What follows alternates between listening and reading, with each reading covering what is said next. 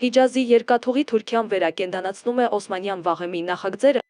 Թուրքիան ակտիվորեն առաջ է տանում պատմական ցամաքային երթուղու վերականգնումը, որը Սիրիայի տարածքով կրկին կկապի իր տարածքը Հորդանանի և Պարսից ծոցի պետությունների հետ։ Առևտրի նախարար Օմեր Բոլաթի խոսքով,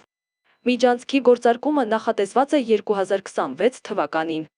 Ենթադրվում է, նախագիծը կմիավորի տարածաշրջանի տնտեսական տարածքները և կբացի Անկարայի, Դամասկոսի և Ամմանի փոխգործակցության նոր փուլ։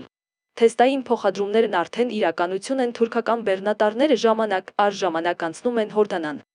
Այնուհետև ծոցի երկրներ։ Սիրիայի տարածքով տարանցման վերսկսումը դարձել է ոչ միայն լոգիստիկ բարելավում, այլև կարևոր քաղաքական ազդանշան։ Ակնկալվում է նոր մայրուղին հնարավոր կդարձնի բեռների առաքումը մեկ շաբաթից էլ պակաս ժամանակահատվածում, ծովային երթուղիների համեմատ կրճատելով տրանսպորտային ծախսերը մոտ 40%-ով։ Դա Թուրքիային զգալի գնային առավելություն կապահովի Պարսից ծոցի շուկաներում։ Ռազմավարական նշանակություն Թուրքիայի համար հայտնի է, Էրդողանը երազում է օսմանյան ժառանգության և տարածաշրջանային կապերի վերածննդի մասին։ Իրաքի և Անատոլիայի միջև ցամաքային միջանցքը տեղավորվում է Անկարայի երկիրը տարածաշրջանային լոգիստիկ հանգույցի վերածելու ավելի լայն ծրագրի մեջ։ Կարմիր ծովում և Միջերկրական ծովի արևելյան հատվածում անկայունության խորապատկերին Թուրքիան ձգտում է նվազեցնել կախվածությունը ծովային ուղիներից,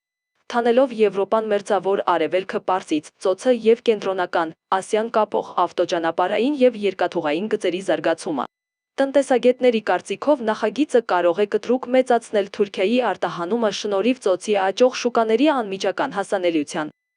Դրա հետ մեկտեղ մասնագետների կարծիքով ցամաքային ճանապարհի զարգացումը կարող է ուժեղացնել ճնշումն արաբական առաջատար նավահանգիստների Ջիդվի և Աքաբայի վրա, որոնց հավանաբար անհրաժեշտ կլինի ենթակառուցվածքի արդիականացում տարածաշրջանի փոփոխվող լոգիստիկ քարտեզին հարմարվելու համար։